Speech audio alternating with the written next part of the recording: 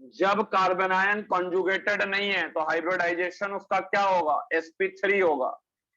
ठीक है, जब कार्बन आयन कंजुगेटेड नहीं है तो उसका हाइब्रिडाइजेशन sp3 होगा। जब कार्बन आयन रेजोनेंस कर रहा होगा, कंजुगेटेड होगा, तो उसका हाइब्रिडाइजेशन sp2 होगा। ठीक है, उसका हाइब्रिडाइजेशन यार sp2 होगा। Carbon ions, open chain carbon ions जो होता है उसके अंदर भी फ्लिपिंग होता है। ओपन चेन कार्बन आयन के अंदर भी अम्ब्रेला अम्ब्रेला फ्लिपिंग बोलते हैं इसको, बताए थे ना, अम्ब्रेला फ्लिपिंग, अम्ब्रेला फ्लिपिंग बोलते हैं इसको। अम्ब्रेला अम्ब्रेला अम्ब्रेला फ्लिपिंग बोलते हैं, अम्ब्रेला फ्लिपिंग। तो फ्लिपिंग होने की वजह से हम लोग मानते हैं कि भले ये सेंटर कायरल है, भले ये कायरल सेंटर तो है, कोई दिक्कत नहीं, बट क्या ये ऑप्टिकली एक्टिव है? नहीं बेटा, ये ऑप्टिकली इनएक्टिव है। समझ में आ रहा है सबको? Yes sir.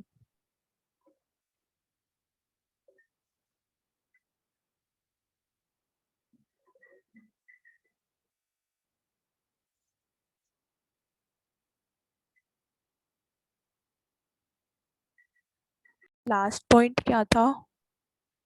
क्या लास्ट पॉइंट था? All open chain carbon ions undergoes such kind of flipping process, that is umbrella flipping. Yes open sir. Chain, open chain amine, जैसे अमाइन फ्लिपिंग करता था, open chain carbon ion, open chain carbon ion तुम्हारा उसी तरह से umbrella flipping करेगा, optically inactive हो जाएगा। नेक्स्ट फिर है कि कार्बन आयंस के पास अनपेयर्ड इलेक्ट्रॉन्स नहीं होता है, they are diamagnetic in nature, they are diamagnetic in nature, they have no unpaired electrons. Carbon ions हमारे लिए इंपॉर्टेंट क्यों है? After substitution reaction and elimination reaction के बाद ही हम कार्बन आयन क्यों पढ़ रहे हैं, ग्रिग्नार्ड रिएजेंट क्यों पढ़ रहे हैं?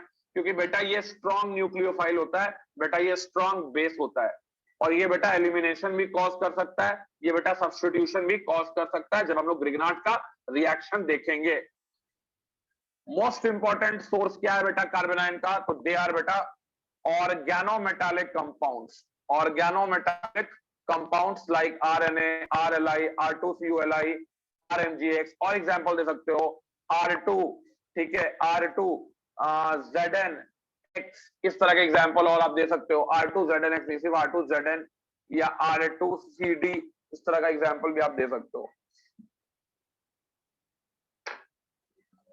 ये सारे ऑर्गेनोमेटालिक कंपाउंड है, ऑर्गेनोमेटालिक कंपाउंड्स, ये सारे तुम्हारे ऑर्गेनोमेटालिक कंपाउंड्स हैं। ऑर्गेनोमेटालिक कंपाउंड्स ऐसे कंपाउंड्स हैं in which there is a bond present between carbon and metals। Carbon की इलेक्ट्रॉनिगेटिविटी बहुत सारे मेटल से ज्यादा होती है, इसलिए कार्बन मेटल का बॉन्ड पोलर होता है, इसलिए कार्बन पे डेल्टा नेगेटिव चार्ज आता है, मेटल पे डेल्टा पॉजिटिव चार्ज आता है।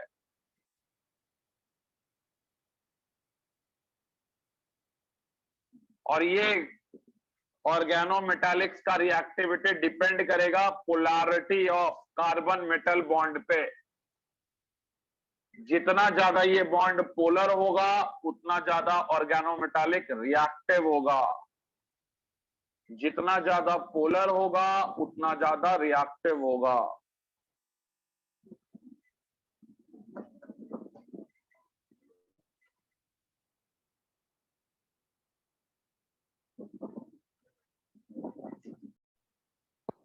तो देखो ऑर्गेनोमेटालिक्स में, ऑर्गेनोमेटालिक्स की अगर मैं बात करें तो ये जो आर मेटल का बॉन्ड है, आर और मेटल का बॉन्ड है, ये बॉन्ड बेटा, ये बॉन्ड या तो प्योरली आयनिक हो सकता है, या ये बॉन्ड पार्शियली आयनिक या पार्शियली कोवलेंट हो सकता है।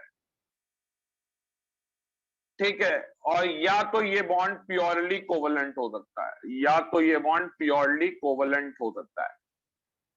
प्योरली आयनिक जो होता है, प्योरली आयनिक जो होता है, प्योरली आयनिक जो होता है, प्योरली आयनिक जो होता है, उसका एग्जाम्पल आपने भी देखा, RLi। ठीक है, इसको तुम ऐसे लिख दो, ज्यादा अच्छा रहेगा, R-Li प्लस या R-Na प्लस। प्योरली आयनिक, प्योरली कोवेलेंट में याद रखना एग्जाम्पल ग्रिग्नार्ट रिएजेंट आता है। प्योरली आयनिक, सॉरी, पार्शियली आयनिक, पार्शियली कोवेलेंट में याद रखना एग्जाम्पल ग्रिग्नार्ट रिएजेंट आता है। और प्योरली कोवेलेंट में यार बहुत सारे एग्जाम्पल है, R2CuLi है, R2Zn है, R2CD है। मैंने बताया आपको कि रिएक्टिविटी डिपेंड करेगी, इन सब में सबसे ज्यादा रिएक्टिव कौन होगा, जब बॉन्ड आयनिक होगा प्योरली या प्योरली कोवेलेंट होगा, जल्दी बोलो, जल्दी बोलो। Purely when the ionic. Organometallic, हाँ प्योरली आयनिक होगा। तो जब अगर हम रिएक्टिविटी ऑर्डर की बात करेंगे, जब अगर हम रिएक्टिविटी ऑर्डर की बात करेंगे, तो रिएक्टिविटी ऑर्डर, ठीक है, रिएक्टिविटी ऑर्डर मैं नेक्स्ट पेज में लिख देता हूं। रिएक्टिविटी ऑर्डर जो होगा, रिएक्टिविटी ऑर्डर जो होगा, रिएक्टिविटी ऑर्डर जो होगा, तो मान लो RNA है तो RNA पहले, फिर RLi, इसके बाद लिख दो RMGX, इसके बाद लिख दो तुम R2, जितना हम लोग लिखे हैं R2Zn, इसके बाद लिख दो R2CD, इसके बाद लिख दो R2 यानी गिलमन्स रिएजेंट। जितना बॉन्ड कोवलेंट होता चला जाएगा उतना ऑर्गेनोमेटालिक लेस रिएक्टिव होता जाएगा। अब यहाँ पे मैं क्या कर रहा हूं, यहाँ पे मैं क्या कर रहा हूं, एक ये बना दे रहा हूं, ठीक है। यहाँ पे अगर मैं बात करूं, यहाँ पे अगर मैं बात करूं तो यहाँ पे मैं ये बना दे रहा हूं। यहां तक अगर मैं बात करूं, यहां तक, अरे यार, यहां तक ये तीनों और ये तीनों, यहाँ बॉर्डर है, ये होंगे बेटा strong nucleophile as well as strong base। ये होंगे बेटा weak nucleophiles as well as weak base. समझ में आ रहा है, जल्दी बोलो यस नो। बॉन्ड जितना आयनिक होगा उतना स्ट्रॉन्ग न्यूक्लियोफाइल जनरेट होगा, उतना स्ट्रॉन्ग बेस जनरेट होगा। क्लियर है सबको?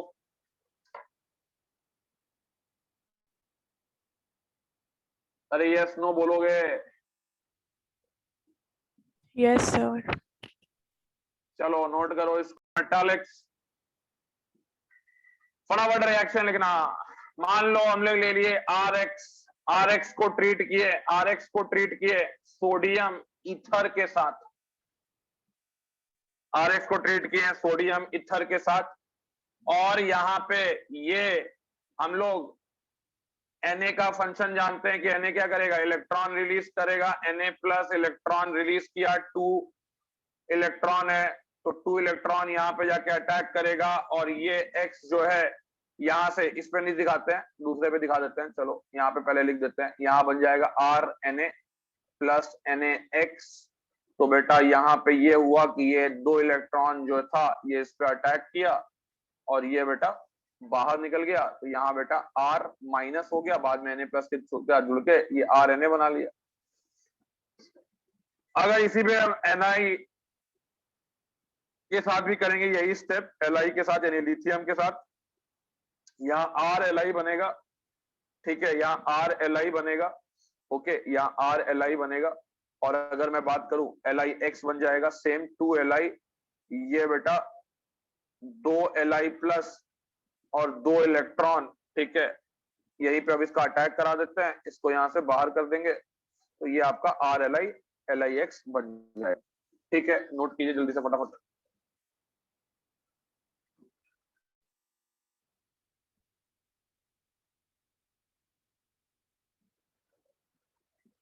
Na प्लस को सॉल्वेट कर देगा ईथर, Na प्लस ईथर में स्टेबलाइज रहेगा। Na plus is highly solvated by ether. Na plus is highly solvated by ether.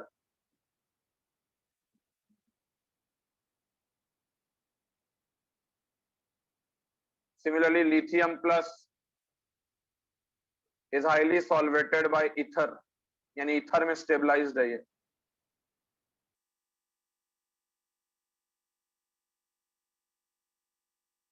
ठीक है, लिख लो जल्दी से। सॉल्वेटेड बाय ईथर, ये भी Na+ है, सॉल्वेटेड बाय ईथर, इसलिए स्टेबल है। पहली बात तो ये।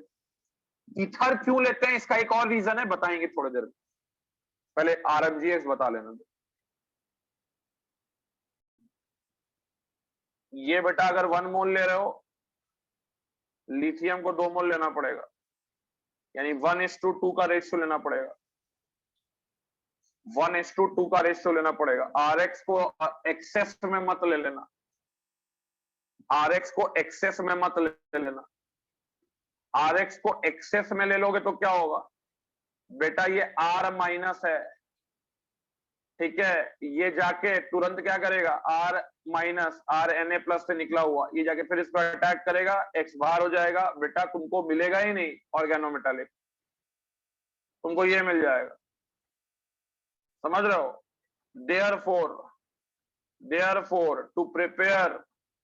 therefore to prepare organometallic,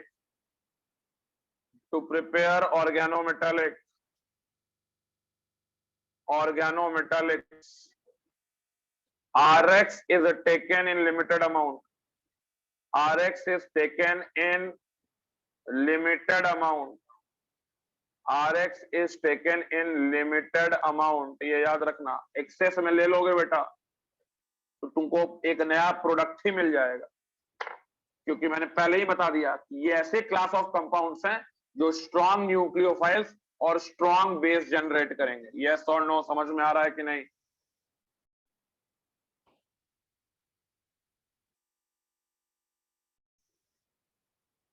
चलो ग्रिगनाट भी बना लेते हैं हम लोग। चलो यार, preparation of Grignard reagent, preparation लिख लो, हेडिंग डाल लो, preparation of Grignard reagent, preparation of Grignard reagent का प्रिपरेशन के लिए सर वही लेंगे क्या जो पहले लिए थे? हाँ बेटा, RX ले ले, बस यहाँ पे मेटल में मैग्नीशियम ले लेना, सर सॉल्वेंट भी इथर ले ले बेटा, और हीट कर दे बेटा। बेटा यहाँ पे ये और Mg को लेना पड़ेगा 1:1 रेशियो में, ये बन जाएगा RMgX, ये बन जाएगा तुम्हारा RMgX, ठीक है। यहाँ पे तुम याद रखना कि alkyl halide and magnesium will be taken in 1:1 ratio. क्यों बेटा 1:1 रेशियो में ले रहे हैं, बताना पड़ेगा फिर से, याद हो गया?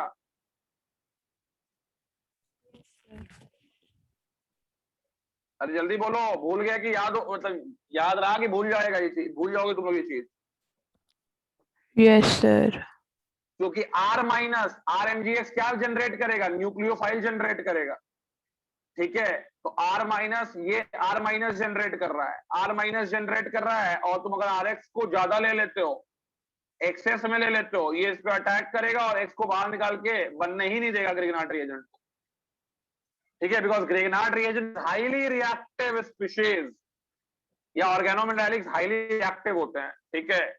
Because Grignard reagents are highly reactive, और तुरंत कर देगा कौन सा रिएक्शन? SN2 reaction. समझ में आया ये पॉइंट? Yes no?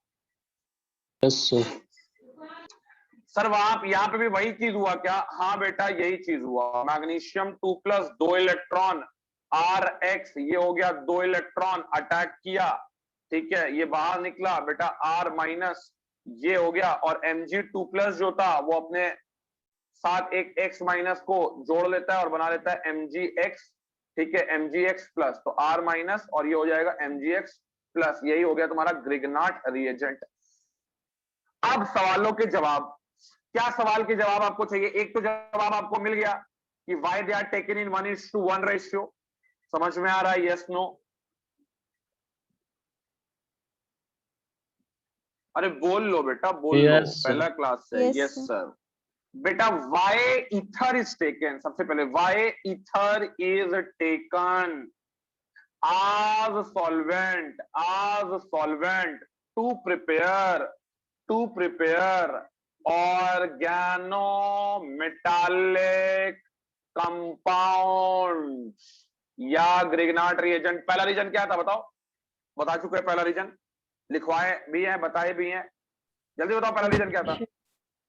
सॉल्वेशन के लिए, to solvate cations, to solvate metal cations, to solvate metal cations like Na+, like Li+, like Mg2+। और दूसरा रीजन बेटा ये है ना कि ईथर साहब जो है ये बेटा पोलर अप्रोटिक सॉल्वेंट है। ईथर साहब क्या है, ईथर साहब बेटा पोलर अप्रोटिक सॉल्वेंट है। तो इससे क्या होगा सर, इससे बेटा ये होगा ना कि इसके साथ ग्रिग्नाट या कोई और मेटालिक कोई रिएक्शन शो नहीं कर सकता है। अगर तुम पोलर प्रोटिक सॉल्वेंट ले लेते, अगर तुम पोलर प्रोटिक सॉल्वेंट ले लेते, जैसे पानी ले लेते, बेटा पानी को देखकर ग्रिग्नाट रिएजेंट नाचने लगेगा, तुरंत कर देगा एसिड बेस रिएक्शन, RH बना लेगा और बना लेगा Mg, ये X और यहां जुड़ गया OH। समझ रहे हो बात को? Yes, sir. अरे बेटा तुम एसिटिक एसिड ले ले पोलर प्रोटिक में RMgX के साथ, क्या होगा बेटा RH प्लस MgX, यहां जुड़ गया OAC। ईथर पोलर अप्रोच है। ईथर जो है ये बेटा ग्रिग्नाट को क्या कर रहा है, बचा के रख रहा है, स्टोर करके रख रहा है। ग्रिग्नाट इसके साथ रिएक्ट नहीं कर सकता है, ग्रिग्नाट पोलर प्रोटिक के साथ रिएक्ट कर सकता है। तो बोला था ईथर में ही क्यों लिखे, हवा में रख देते, बाहर में रख देते। बेटा बाहर में क्या होगा, तुम अगर ओपन में रख दोगे ग्रिग्नाट को, मान लो तुम इसको ओपन में रख दोगे, बेटा मॉइस्चर गेन कर लेगा, मॉइस्चर गेन करेगा, तो ग्रिग्नाट ग्रिग्नाट रहेगा क्या, जल्दी बोल। नहीं सर।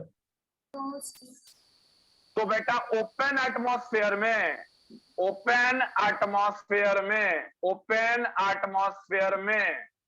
ठीक है RMgX, ठीक है RMgX क्या कर लेगा, H+ गेन कर लेगा, H+ गेन करेगा H2O से और अल्केन बना लेगा, और अल्केन बना लेगा, ठीक है, और अल्केन बना लेगा। समझ रहे हो बात को?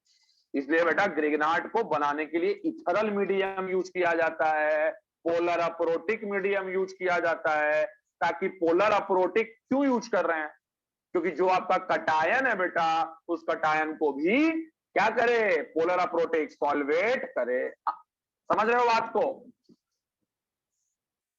Yes. अब पोलर अप्रोटिक लिए हो तो तुम अपना ज्ञान दो, पब्लिक को ज्ञान दो, क्या सर पोलर अप्रोटिक लिए हैं तो पोलर अप्रोटिक लेने से मेरा जो क्या नाम है ग्रिग्नाट है, जो मेरा ऑर्गेनोमेटालिक है, वो भी बेटा सॉल्वेट नहीं होगा। और वो चाहते भी वो सॉल्वेट ना हो, हम ये नहीं चाहते हैं कि हमारे पास जो ऑर्गेनोमेटालिक बने वो एकदम स्ट्रांग बने, वो एकदम ताजा बने, ताकि किसी में फेंके, एसिड में फेंके तो एसिड बेस रिएक्शन हो जाए, अल्काइल हैलाइड फेंके तो सब्स्टिट्यूशन एलिमिनेशन हो जाए। समझ रहे हो बात को, यस और नो? Yes, sir. तो दैट्स व्हाई ईथर क्यों यूज करते हैं, व्हाई वी यूज ईथर। कोई पूछेगा तो क्या बोलोगे तुरंत, ether is a polar aprotic solvent, ether solvates cations, polar aprotic है तो ग्रिग्नाट के साथ इसका कोई रिएक्शन नहीं हो पाता है, और साथ में ये ग्रिग्नाट को प्रोटेक्ट करता है। ठीक है, ether protects ग्रिग्नाट reagent, ether protects क्या, ग्रिग्नाट रिएजेंट फ्रॉम क्या रे, साइड रिएक्शन। क्लियर है सबको, यस नो? Yes sir. ज्ञानी बन गया ना, ज्ञान देना आना चाहिए सबको, ज्ञान देना आना चाहिए बेटा। ज्ञानी तभी हो जो तुम ज्ञान दे सकते हो किसी को। चलो कहां से थे यार, यहां से थे, यहीं से थे यार, प्रिपरेशन यही वाला ना, यही पेज ना, लिख लिए? हाँ सर यही था। हाँ सर। यस हाँ सर। हाँ लिख लो लिख लो लिख लो। यस। तो ये बेटा अगर 1 मोल लिए हैं, ये बेटा अगर 1 मोल लिए हैं, दिस इज 1 मोल, तो बेटा मैग्नीशियम भी 1 मोल लेना। ज्यादा ले लिए ना बेटा कहानी गोल कर देगा ये, समझना। अल्केन बना लेगा, आरआर बना लेगा। हर्ष बाबू समझ में आ रहा है? ये तो बस स्टार्टिंग में रहता है क्लास के पास, उसके बाद कोई मतलब नहीं है इसको।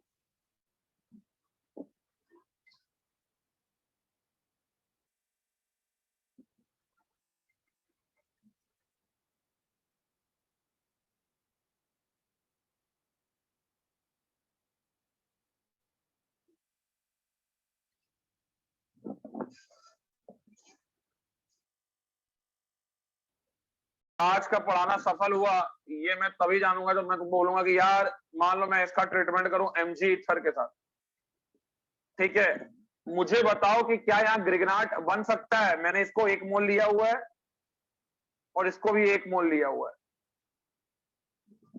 क्या बेटा यहाँ ग्रिगनाट बन सकता है?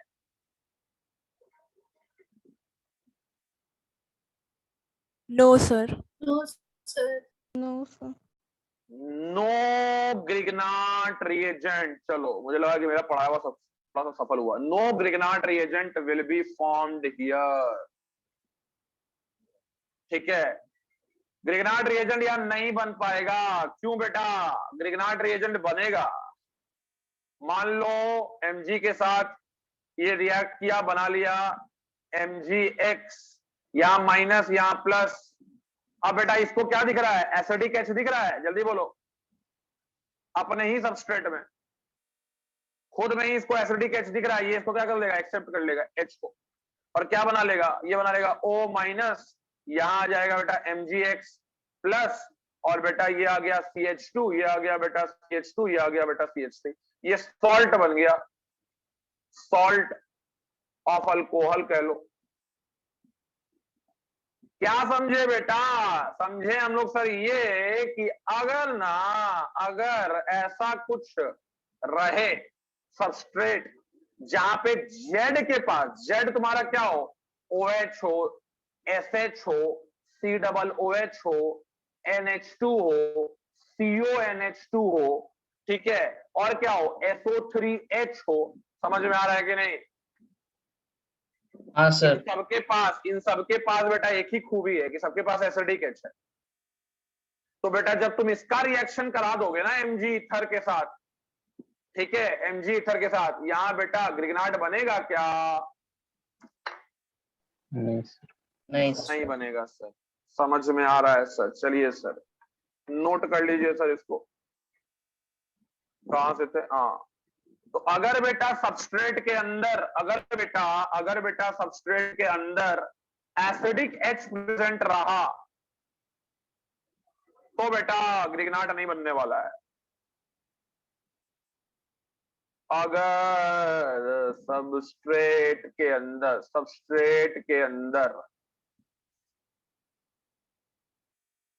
एसिडिक H है तो Gr नहीं बन पाएगा, ये बनने के बाद तुरंत रिएक्ट कर जाएगा।